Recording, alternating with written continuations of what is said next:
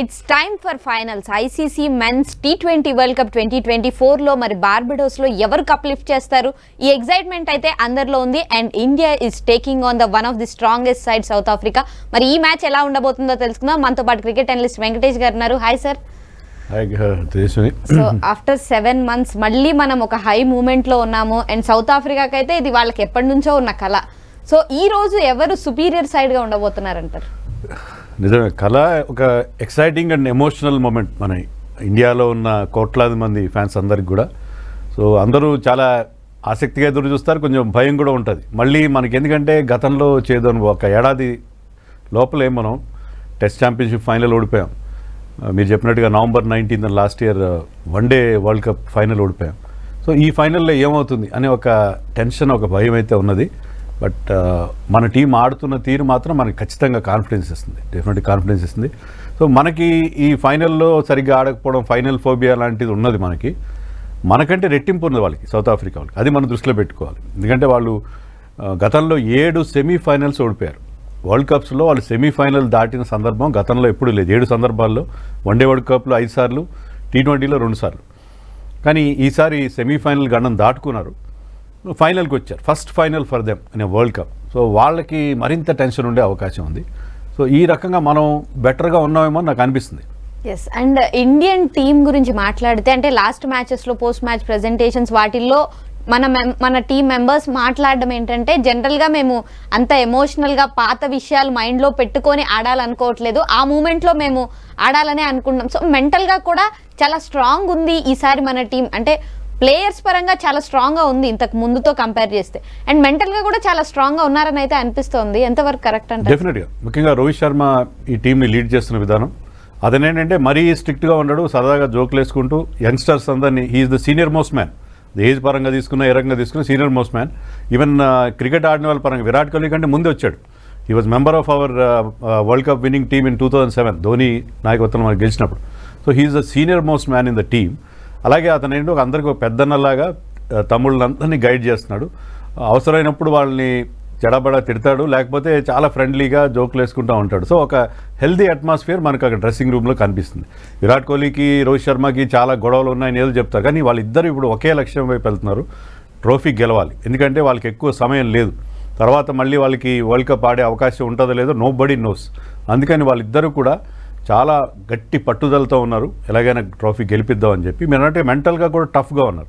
Mental toughness ఒక్కడే సరిపోదు. ఇక్కడ మనకు వచ్చిన అడ్వాంటేజ్ ఏంటంటే ఆల్ బేసెస్ కవర్డ్ అని మనం ఇప్పుడు చెప్తాం. అలాగే మనకి బ్యాటింగ్లో డెప్త్ ఉంది, బౌలింగ్లో మనకి 6 టాప్ క్లాస్ ఆప్షన్స్ ఉన్నాయి, 6 ఆప్షన్స్ ఉన్నాయి. లెఫ్ట్ హ్యాండర్స్ ఉన్నారు, లెఫ్ట్ ఆర్మ్ పేసర్ ఉన్నాడు, బుమ్రా లాంటి ఒక ప్రధాన ఆయుధం, best fast bowler in this world cup. అలాగే best spinner in this world cup Kuldeep Yadav ఉన్నాడు. సో మనకి రిసోర్సెస్ పరంగా తీసుకున్నా కూడా చాలా చాలా స్ట్రాంగ్గా ఉన్నాం. కాబట్టి మనం ఆశలు పెట్టుకోవడంలో ఎలాంటి తప్పు లేదు. అండ్ మెయిన్గా ఒక కన్సర్న్ విరాట్ కోహ్లీ తను ఫామ్లోకి రాకపోవడం. అంటే ఈ ఓవరాల్గా సీజన్ మొత్తంలో తను ఎలాంటి బాల్స్కి ఎక్కువ స్ట్రగుల్ అయ్యాడు, అండ్ ఈ రోజు ఎలా స్ట్రాటజీ మార్చుకొని వస్తే తను కొంచెం కన్సిస్టెన్సీ మెయింటైన్ చేసి రన్ స్కోర్ చేస్తాడంటారు? ఇనీషియల్గా విరాట్ కోహ్లీ మనకి ఏమనిపించాడంటే outside the off stump బాల్స్ని చేంజ్ చేస్తున్నాడు, అతనున్న పాత బ్యాడ్ హ్యాబిట్ మళ్ళీ రిపీట్ అయింది అనిపించింది. కానీ అది కాదు, విరాట్ కోహ్లీ చేస్తుంది ఏంటంటే పవర్ ప్లేలో మనం కనీసం ఒక 50 రన్స్ చేయాలని ఒక టార్గెట్ పెట్టుకున్నాం మన టీం. అంటే చెప్పలేదు కానీ అది మన టీం ఆ లక్ష్యంతో వెళ్తారు. పవర్ ప్లేని వేస్ట్ చేయకూడదు, ఎందుకంటే most of the matches are won or lost in the power play. So power ప్లేలో మీకు మంచి స్టార్ట్ లభించి మంచి ప్లాట్ఫామ్ దొరికితే దాని మీద మీకున్న స్ట్రెంత్, మీకు మంచి మంచి బిగ్ హిటర్స్ ఉన్నారు, వాళ్ళందరూ దాని మీద ఒక పెద్ద స్కోర్ చేయడానికి వీలవుతుంది. సో పవర్ ప్లేని వేస్ట్ చేయకూడదన్న ఉద్దేశంతోనే విరాట్ కోహ్లీ ఆడుతున్నాడు. Virat Kohli number of runs చేయట్లేదు, అలానే బాల్స్ కూడా వేస్ట్ చేయట్లేదు. మీరు ఆ న్యూయార్క్లో జరిగిన మ్యాచ్లో, న్యూయార్క్లో చాలా దారుణం అనిపించింది. న్యూయార్క్ తర్వాత మనం తీసుకుంటే అతను తక్కువ రన్స్ చేసినా కూడా క్విక్గా చేస్తున్నాడు, ఒకవేళ కుదరకపోతే అవుట్ అయిపోతున్నాడు. So hit out or get out అని క్రికెట్లో ఒక మాట ఉంది, చిన్నప్పటి నుంచి వింటూ వస్తున్నాం. అందరూ అదే వాడతారు మామూలుగా గల్లీ క్రికెట్లో ఆడలు. సో ఉంటే రన్స్ కొట్టాలి, లేకపోతే అవుటే వెళ్ళిపోవాలి. అదే ధోరణిలో వెళ్తా. అంటే అతని ఇండివిజువల్ స్కోర్స్ కోసం చూడట్లేదు, అదే అక్కడ జరుగుతుంది. అతను ఫామ్లో లేని విషయం అయితే నేనైతే అంగీకరించాను. అతను టీం కోసం ఆడుతాను. అతను కానీ రోహిత్ శర్మ కూడా అదే రకంగా ఆడుతున్నాడు. రోహిత్ శర్మ క్లిక్ అవుతుంది, రోహిత్ శర్మ మంచి రిధంలో ఉన్నాడు. విరాట్ కోహ్లీలో ఆ రిధం లోపించింది, ఆ రిధం దొరకలేదు. ఐపీఎల్లో బాగా ఆడినా ఇక్కడ రిధం పట్టుకోలేకపోయాడు. రోహిత్ శర్మ పట్టుకున్నాడు towards the end of the, అతను కూడా మొదట్లో స్ట్రగుల్ అయ్యాడు. కానీ ఇద్దరు కూడా అదే స్టైల్లో ఆడుతున్నారు. ఏంటంటే పవర్ ప్లేలో రిస్క్ తీసుకోవాలి. నెంబర్ 3లో వస్తున్న రిషబ్ పంత్ కూడా అదే తీరులో ఆడుతున్నాడు. సో అదే తప్ప వాళ్ళెవరు ఫామ్లో లేకపోతే, even Rishabh Pant is not having a 50, అతనికి కూడా ఒక 50 లేదు. కానీ రిషబ్ పంత్ స్ట్రైక్ రేట్ బాగుంది, అతని కాంట్రిబ్యూషన్స్ చాలా ఉన్నాయి, చాలా ఇంపార్టెంట్ కాంట్రిబ్యూషన్స్ అతను చేసిన 20s, 30s, 40s చాలా ఇంపార్టెంట్ కాంట్రిబ్యూషన్స్ ఉన్నాయి. బట్ 50sలో సో ఇదొక్కడే జరుగుతుంది తప్ప విరాట్ కోహ్లీ ఫామ్లో లేడు అని అనుకోవడానికి లేదు. అలాగే రోహిత్ చెప్పినట్టు, రాహుల్ ద్రావిడ్ చెప్పినట్టు, he might have saved is best for the final. So ఫైనల్లో అతనికున్న ఎక్స్పీరియన్స్, అతనికున్న ఎబిలిటీ, ఎందుకంటే సౌత్ ఆఫ్రికాకి ఒక అద్భుతమైన పేస్ అటాక్ ఉంది. దాన్ని ఎదుర్కోవడంలో మనకి విరాట్ కోహ్లీ లాంటి ఒక top class player, world number 1 batsmen అవసరం. సో ఐ థింక్ ఈసారి అది జరుగుతుంది. విరాట్ కోహ్లీ ఈసారి అతని బ్యాట్ నడుస్తుందని చెప్పి మనం ఎక్స్పెక్ట్ చేద్దాం. అండ్ అంటే మన ఓపెనింగ్ పార్ట్నర్షిప్ ఏదైతే విరాట్ కోహ్లీ, రోహిత్ శర్మ ఉన్నారో వీళ్ళని ఎవరు బ్రేక్ చేసే ఛాన్స్ ఉందంటారు సార్? ఎవరు బాగా డేంజరస్ అయ్యే ఛాన్స్ ఉంది? రబాడాకి విరాట్ కోహ్లీ మీద మంచి రికార్డు, 4 సార్లు అవుట్ చేసి మంచి ఫామ్లో ఉన్నాడు రబాడా. యూజువల్గా అతనికి న్యూ బాల్ ఒకసారి ఇస్తారు, ఇవ్వరు, కానీ న్యూ బాల్ ఇస్తారని ఎక్స్పెక్ట్ చేస్తాం. కేశవ్ మహారాజ్ కొన్నిసార్లు వేస్తారు, కానీ Rabada is the danger man. అదే పిచ్లో కనుక కాస్త మాయిశ్చర్ ఉంది, స్వింగ్ అవుతుందంటే మాత్రం the tall man Marco Jansen కూడా చాలా డేంజర్, లెఫ్ట్ ఆర్మ్ పేసర్. మనం రోహిత్ శర్మ చూస్తే 4 సార్లు లెఫ్ట్ ఆర్మ్ పేసర్స్కి అవుట్ అయ్యాడు ఈ వరల్డ్ కప్లో. సో అందుకని అతను కూడా డేంజర్గా ఉంటాడు. సో వాళ్ళిద్దరి స్పెల్స్ని జాగ్రత్తగా ఆడుకుంటే తర్వాత మనకి పెద్ద ఇబ్బంది ఉంటుందని నేను అనుకోను. అండ్ ఆల్రెడీ ఈ పిచ్ పైన ఇండియా ఆఫ్ఘనిస్తాన్ మీద ఆడుంది కాబట్టి అది ఈ రోజు అడ్వాంటేజ్ అయ్యే ఛాన్స్ ఉందా, లేదా పిచ్ ఇంకా డిఫరెంట్గా బిహేవ్ చేసే ఛాన్స్ ఉందంట? నిజమే, మనకు అడ్వాంటేజ్ ఉంది. మనం బార్బడోస్లో ఆల్రెడీ ఒక మ్యాచ్ ఆడాం, ఆఫ్ఘనిస్తాన్ మీద మ్యాచ్ ఆడాం. ఫస్ట్ బ్యాటింగ్ చేసి 181 రన్స్ చేసాం. వెరాజ్ సౌత్ ఆఫ్రికా ఇక్కడ ఒక్క మ్యాచ్ కూడా ఆడలేదు. సో ఇక్కడ కండిషన్స్ మీద మనకు ఆ ఫెమిలియారిటీ ఉంది. సో ఈ గ్రౌండ్లో ఎలా ఆడాలి, ఏ గేమ్ ఆడాలి, అది కూడా డే గేమే. సో మనకి పూర్తి ఐడియా ఉంది. మనం ఎక్కువగా డే గేమ్స్ ఆడాం. సౌత్ ఆఫ్రికా అన్ని డే గేమ్స్ ఆడలేదు వాళ్ళు. సో ఏ రకంగా చూసుకున్నా అంటే కొంతమంది మైకేల్ వాన్ లాంటి ఫార్మర్ ఇంగ్లీష్ ప్లేయర్స్ ఏంటంటే ఈ వరల్డ్ కప్ అంతా ఇండియా కోసం సెటప్ చేశారు, ఇండియాకి అన్ని అనుకూలమైన పరిస్థితులు కల్పిస్తున్నారు అంటున్నారు. కానీ అది కాదు, యాక్చువల్గా జరుగుతుంది ఏంటంటే ఇండియా ప్రైమ్ టైం వ్యూయర్షిప్ కోసం వాళ్ళు డే మ్యాచ్లు అరేంజ్ చేశారు. కానీ ఇండియా మీద వాళ్ళకి ఐసీసీకి ఏమైనా ప్రత్యేకమైన ప్రేమ ఉందని అనుకోను. బట్ మీరు అన్నట్టుగా మనకు ఆ గ్రౌండ్తో ఉన్న ఫెమిలియారిటీ అనేది చాలా వరకు మనకి ఫేవర్గా ఉండే అవకాశం ఉంది. And south Africa opener Quinton de Kock చాలా డేంజరస్ అయ్యే ఛాన్స్ ఉంది. ఒకవేళ పవర్ ప్లేలో కనుక అతను వికెట్ తీయకపోతే డేంజరస్ అయ్యే ఛాన్స్ ఉంటుంది. సో ఓపెనింగ్లో వచ్చే బుమ్రా కానీ హర్షదీప్ సింగ్ కానీ వీళ్ళు తన వికెట్ తీయడానికి ఎలాంటి స్ట్రాటజీస్తో రావాలి, లేదా లాస్ట్ మ్యాచ్లో ఎట్లయితే అక్షర్ పటేల్ని తీసుకొచ్చాడో అలాంటి ఏమైనా చేంజెస్ చేయాల్సి ఉంటుందంటారు? లాస్ట్ మ్యాచ్లో అక్షర్ పటేల్ తీసుకురావడానికి కారణం ఏంటంటే అది స్పిన్కి బాగా అనుకూలించే పిచ్. ఇక్కడ మరి పేసర్స్కి ఎక్కువ మంచి రికార్డు ఉంది. So Bumrah is our main weapon. Bumrah ఈసారి ప్రతిసారి న్యూ బాల్తో బౌలింగ్ చేస్తున్నాడు, వికెట్లు తీస్తున్నాడు. హర్షదీప్ కూడా 3 సార్లు డికాక్ని అవుట్ చేసిన రికార్డు అతనికి ఉంది. అలాగే లెఫ్ట్ ఆర్మ్ స్పిన్నర్స్, మీరు అన్నట్టుగా లెఫ్ట్ ఆర్మ్ స్పిన్నర్స్కి డికాక్ అవుట్ అయిన సందర్భాలు కూడా ఉన్నాయి. అతనికి ఇండియా మీద చాలా మంచి రికార్డు. గతంలో కూడా అనేక సందర్భాలు వన్డేల్లో కానీ T20sలో కానీ ఇండియా మీద బాగా ఆడతాడు. ఇండియాలో IPL అనేక సంవత్సరాలుగా రోహిత్ శర్మతో కలిసి అతను ఓపెన్ చేసి ముంబై ఇండియన్స్ కూడా ఆడిన అనుభవం అతనికి ఉంది. సో అతనుకున్న ఎక్స్పీరియన్స్, అతను ఈ వరల్డ్ కప్లో ఒక 2 మంచి ఇన్నింగ్స్ ఆడాడు. కానీ 2 కూడా చాలా మంచి ఇన్నింగ్స్, ముఖ్యంగా ఇంగ్లాండ్ మీద ఒక ఇంపార్టెంట్ ఇన్నింగ్స్ అతని నుంచి మనం చూసాం. సో అతను కనుక ఫామ్లోకి వస్తే, అతను ఒక ప్లాట్ఫామ్ క్రియేట్ చేస్తే తర్వాత మనకి క్లాసన్, మార్క్రమ్, మిల్లర్ లాంటి ప్లేయర్స్ ఉన్నారు. సో డికాక్ని తొందరగా అవుట్ చేయడం, ఎందుకంటే అదర్ ఓపెనర్ అంత ఫామ్లో లేడు, రీజా హెండ్రిక్స్ అంత ఫామ్లో లేడు. సో అతని నుంచి పెద్ద స్కోర్ మనం ఎక్స్పెక్ట్ చేయలేం. సో డికాక్ ఒక్కసారి సెటిల్ అయ్యాడంటే he will make it count, he will make it a big score. So de Kock wicket చాలా క్రూషియల్. డికాక్ని తొందరగా అవుట్ చేస్తే డెఫినెట్గా వాళ్ళ స్ట్రాంగ్ మిడిల్ ఆర్డర్ ప్రెషర్లో వచ్చే అవకాశం. అండ్ మెయిన్గా క్లాసన్ అండ్ డేవిడ్ మిల్లర్ వీళ్ళిద్దరూ స్పిన్ని చాలా బాగా ఆడతారు. సో ఈరోజు కుల్దీప్ యాదవ్ని అండ్ మెయిన్గా అక్షర్ పటేల్ వీళ్ళిద్దరిని వాళ్ళు ఎలా ఫేస్ చేసే ఛాన్స్ ఉందంటారు సార్? క్లాసన్ బౌలింగ్ చేయడానికి ప్రతి స్పిన్నర్ భయపడతాడు, ఎందుకంటే అతను బిగ్ 6లు కొడతాడు. సో అతను స్పిన్నర్స్ని అతను అన్సెటిల్ చేసినట్టుగా ఏ బ్యాట్స్మెన్ కూడా చేయడు, అంత బిగ్ హీటర్ అతను. So Kuldeep Yadav are is my main weapon. So Kuldeep Yadav, గుగ్లీని అతను పసిగట్టగలడా లేదా అనే దాని మీద ఈ మ్యాచ్లో క్లాసన్ ఎంతవరకు రాణిస్తాడనేది ఆధారపడుతుంది. ఒక్కటేంటంటే మన IPLలో చూసాం, క్లాసన్ టెరిఫిక్ ఫామ్లో కనిపించాడు. ఈ వరల్డ్ కప్లో ఈజ్ ప్లేయింగ్ మంచి క్యామియో ఇన్నింగ్స్ ఆడుతున్నాడు, కానీ ఒక బ్రహ్మాండమైన ఫామ్లో ఉన్నాడని అనడానికైతే లేదు. పిక్చర్స్ కూడా అక్కడ అంత గొప్పగా లేవు. బట్ క్లాసన్ కూడా పూర్తి స్థాయిలో ఈ వరల్డ్ కప్లో మనకి కనబడలేదు అతని ఫామ్. అండ్ మెయిన్గా లాస్ట్ మ్యాచ్లో చూస్తే శివం దుబేని డౌన్ ద ఆర్డర్ తీసుకొచ్చారు. అండ్ దానికి రీజన్ ఏంటి? ఈ రోజు కూడా అలాంటి స్ట్రాటజీస్తో వచ్చే ఛాన్స్ ఉందంటారు? అంటే ఇప్పుడు మనకు ఆల్రెడీ రోహిత్ శర్మ స్టార్టింగ్లో చెప్పాడు, ఓపెనర్స్ ఇద్దరు విరాట్ కోహ్లీ అండ్ రోహిత్ వాళ్ళిద్దరు పర్మనెంట్ ఫిక్చర్స్. మిగతా మిడిల్ ఆర్డర్లో వాళ్ళు ఎక్కడైనా ఆడడానికి రెడీగా ఉండాలి. They can bat from 3 to 8 ఎక్కడైనా వాళ్ళు ఆడడానికి సిద్ధంగా ఉండాలి.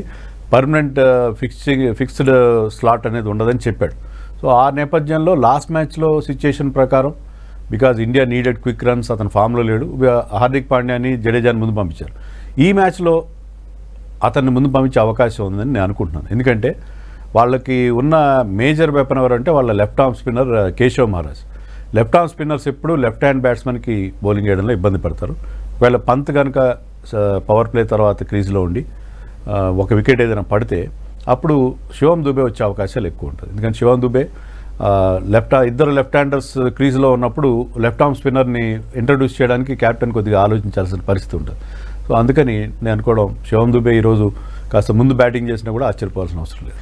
అండ్ మెయిన్గా ఈ సీజన్లో మనం అంతకు ముందు కూడా మాట్లాడుకున్నాము, లెఫ్ట్ హ్యాండర్స్ ఎక్కువ ఉన్నారు కాబట్టి మనకి, అంటే 4 లెఫ్ట్ హ్యాండర్స్ ఉన్నారు కాబట్టి అది ఒక అడ్వాంటేజా ఈ టీమ్ కని అనుకోవచ్చు అంటారా?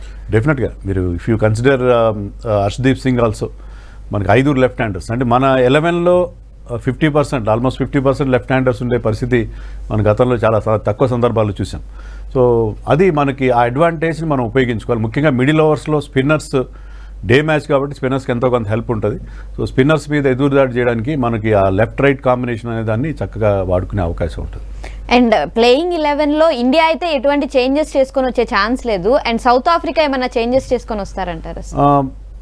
అక్కడ మనం చూస్తే అండి బార్బడోస్లో పేసర్స్కి ఎక్కువగా హెల్ప్ ఉండే పరిస్థితి కనిపిస్తుంది. గ్రౌండ్ సైజ్ కూడా కాస్త చిన్నది.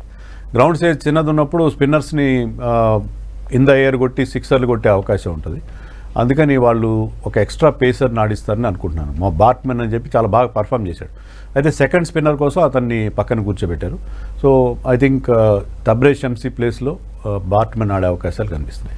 కానీ అంటే బాట్మెన్ కొన్ని మ్యాచెస్లో చూస్తే చాలా రన్స్ లీక్ చేయడం జరిగింది. కానీ తబ్రేజ్ షమ్సీ ఛాన్స్ వచ్చినప్పుడల్లా తను వికెట్స్ తీయడం కానీ ఎకనామికల్గా ఉన్నాడు. సో అందుకోసం ఏమన్నా మార్చే ఛాన్సెస్ ఏమి ఉండకపోవచ్చు అంటే వాళ్ళ స్ట్రాటజీ చాలా స్పష్టంగా ఉంది. ఏంటంటే ఎక్కడైతే పేసర్స్ అనుకూలమైన పిచ్చులు ఉన్నాయో అక్కడ బాట్మెన్ ఆడిస్తున్నారు. బాట్మెన్ మీరు చెప్పినట్టు కొన్ని మ్యాచ్లు రన్స్ ఇచ్చినా అంతకుముందు అతను మంచి మేడిన్ ఓవర్స్ చేయడం, కీలకమైన వికెట్లు తీయడం కూడా చూసాం మనం. షమ్సీకి వచ్చిన ప్రాబ్లం ఏంటంటే స్పిన్నింగ్ ట్రాక్స్ మీద ఆడుతున్నాడు అతను. తర్వాత ఇండియాకి అగేన్స్ట్గా అతను అంత మంచి రికార్డు లేదు. ఇండియా మీద ఆడిన 12 మ్యాచ్ల్లో 12 T20sలో 5 వికెట్లు తీశాడు.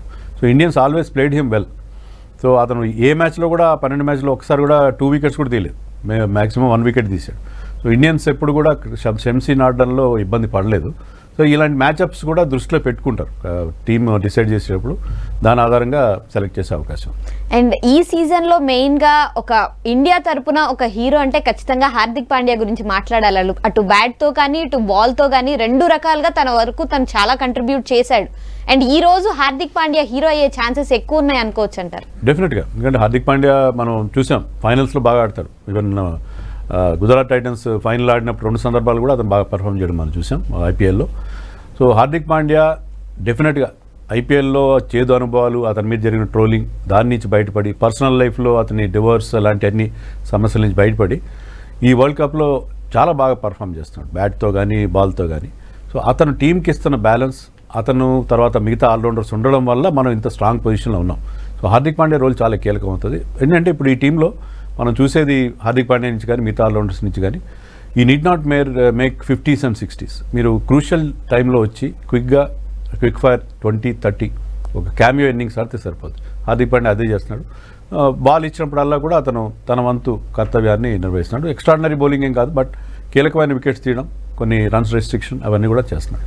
Okay sir. అంటే లాస్ట్ 2 మ్యాచెస్లో చూస్తే ఇండియా టాస్ ఓడిపోవడం జరిగింది. ఓడిపోయినా సరే అది ఇండియాకి కలిసే వచ్చింది. గుడ్ టాస్ టు లూజ్ అనిపించింది. సో ఎక్కడన్నా ఈ రోజు కూడా అలా టాస్ ఫ్యాక్టర్ కాకపోవచ్చు, టాస్ మ్యాచ్ని డిసైడ్ చేయకుండా ఉండే కండిషన్స్ ఉన్నాయంటారు? ఈ రోజు కూడా అలాగే గుడ్ టాస్ లూజ్ అని అనుకుంటారు. ఎందుకంటే ముందుగా బ్యాటింగ్ చేయాలా బౌలింగ్ చేయాలో క్యాప్టెన్స్ ఎప్పుడు కొంచెం ఇబ్బందిలో ఉంటారు. ముందుగా బ్యాటింగ్ చేస్తే ఏమవుతుందంటే మనం గత 2 మ్యాచ్లు చేసినట్టుగా ఒక పెద్ద స్కోర్ కనుక బోర్డు మీద పెడితే మీ అవతల టీంకి చాలా ప్రెషర్ ఉండే అవకాశం ఉంది. అలా కాదు, ఇనీషియల్గా బౌలర్స్ కొంత హెల్ప్ ఉంటుంది అది అనుకుంటే ముందుగా ఫీల్డింగ్ ఎంచుకోవడం బెటర్ అవుతుంది. సో ఆ ఛాయిస్ మనకు లేకుండా అది అవతల కెప్టెన్ డిసైడ్ చేస్తే కొన్ని సందర్భాల్లో అది మనకు కలిసి వచ్చే అంశం ఉంటుంది. ఐ థింక్ ఇక్కడ కూడా మనకు తెలియదు పిచ్ ఎలా ఉంటుందో తెలియదు. పిచ్ మీద ఏమైనా గ్రాస్ ఉంటుందా, లేకపోతే పిచ్ ఏమైనా ఫాస్ట్ బౌలర్స్కి హెల్ప్ చేస్తుందా, ఇలాంటి ఇన్ఫర్మేషన్ మన దగ్గర లేదు. కాబట్టి I don't know whether to bat first or to bowl first అనేది మనం ఇక్కడ కూర్చొని చెప్పే అవకాశం తక్కువ. అండ్ వర్షం పడితే ఎలాంటి సినారియో ఉంటుంది అండ్ రిజర్వ్ డేకి వెళ్ళడానికి ఎంతవరకు వెయిట్ చేస్తారంటారు సార్? రిజల్ట్ ఈ మ్యాచ్కి లాస్ట్ మ్యాచ్కి ఉన్నట్టుగా 4 గంటలు వెయిట్ చేయరు కానీ ఒక 2 గంటలు ఎక్స్ట్రా టైం అయితే ఉంటుంది. సో 2 గంటలు ఎక్స్ట్రా టైం ఉంటుంది కాబట్టి 10 అవర్స్ మ్యాచ్ అక్కడ గ్రౌండ్ కనుక డ్రైయింగ్ తొందరగా అయ్యేటట్టుగా ఉంటే మనకి ఈరోజే రిజల్ట్ వచ్చే అవకాశం, లేకపోతే రేపు మళ్ళీ ఫుల్ మ్యాచ్ చూసే అవకాశం ఉంటుంది. సో రిజర్వ్ డే ఉంది కాబట్టి ఏదో ఒక పాయింట్లో వర్షం ఆల్రెడీ అక్కడ వర్షం పడుతుంది అని మనకి వార్తలు వస్తున్నాయి.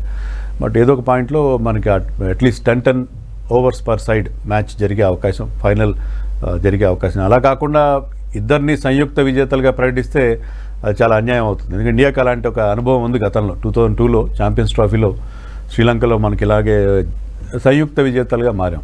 దానికంటే కూడా ఇలా మొత్తం మ్యాచ్ జరిగి ఒక విన్నర్ ఎమర్జ్ అయితే బాగుంటుంది. అండ్ ఓవరాల్గా ఈ సీజన్లో అంటే మన ఇండియన్ టీం చూసుకుంటే వాళ్ళ కంఫర్ట్ జోన్ నుంచి బయటకు వచ్చి ఒక డిఫరెంట్ క్రికెట్ ఆడారు. ఖచ్చితంగా ఒక రకంగా చెప్పాలంటే ఒక ట్రెండ్ సెట్ చేశారు. ఇలా ఆడితే మన కంఫర్ట్ జోన్ నుంచి బయటకు వస్తే కూడా మనం ఇలా గెలవచ్చు అనేది ప్రూవ్ చేశారంటే మీరు యాక్సెప్ట్ చేస్తారు? డెఫినెట్గా.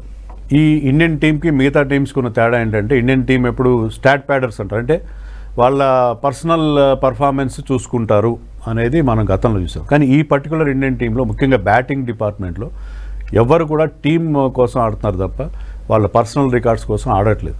సో అది మనకి దాని నుంచి మనం బయటపడ్డాం. ఒక అగ్రెసివ్ ఇంటెంట్తో వెళ్తున్నాం మన టీం. సో టీం ఇంట్రెస్ట్ ముందు పెట్టినట్టుగా మనకు అనిపిస్తుంది. సో టీం నుంచి కూడా ఆ రకమైన మెసేజ్ వెళ్ళింది. మీరు కనుక సొంతానికి ఆడుకుంటున్నారని ఒక ఫీలింగ్ కలిగితే వాళ్ళని పక్కన పెట్టే పరిస్థితి మనకు అనిపిస్తుంది. సో అది మిగతా టీమ్స్కి ఈ టీంకి ఉన్న డిఫరెన్స్ అదే ఉంది. ఆ అగ్రెసివ్ ఇంటెంటే మనం ఇంత దూరం తీసుకొచ్చింది. మనం ఇంగ్లాండ్ మీద టాస్ ఓడిపోయినా కూడా మనం ఒక చెప్పుకోదగ్గ స్కోర్ బోర్డు మీద పెట్టామంటే because of that aggressive intent అని అనుకుంటున్నాను. అండ్ ఓవరాల్గా ఈరోజు ఎవరు హీరోస్ అయ్యే ఛాన్సెస్ ఉంది అండ్ పార్ స్కోర్ ఎంతవరకు వెళ్తే గెలిచే ఛాన్సెస్ ఉన్నాయంటారు? మనం ఆడబోయే పిచ్ మీద గతంలో మనకి పెద్ద స్కోర్లు కూడా వచ్చిన సందర్భాలు ఉన్నాయి.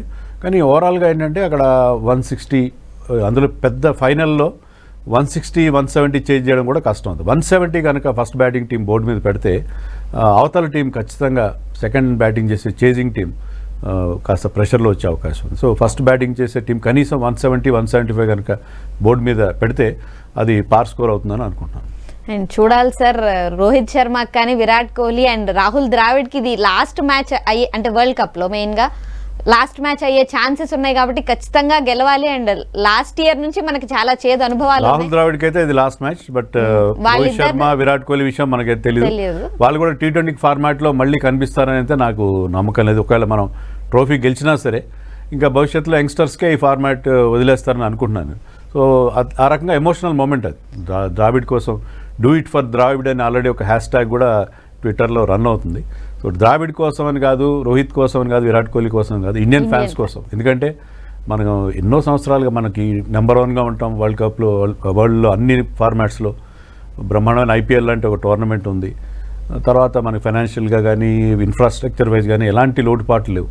అయినా ట్రోఫీలు రావట్లేదు. ఇన్ని సంవత్సరాలుగా వెయిట్ చేయాల్సి రావడం, అన్ని అంగట్లో అన్నీ ఉండి అన్ని నోట్లో సీన్ అన్నట్టుగా అది మనం ఎన్ని రోజులు ఈ ట్రాఫీ డ్రౌట్ అనేది చూడాలి అనే ఒక ఫీలింగ్, క్రికెట్ మీద ఆసక్తి కూడా తగ్గుతూ వస్తుంది. సో అందుకని ఇండియన్ ఫ్యాన్స్ కోసమైనా ఇవాళ మనం ట్రోఫీ గెలవాలి. Hoping for the best and wishing the Indian team all the very best. ఖచ్చితంగా గెలిచి ఇండియాకి రావాలని అయితే కోరుకుందాం sir. Thank you so much. ఇది ICC T20 world cup 2024 special analysis. Stay tune to V6 News.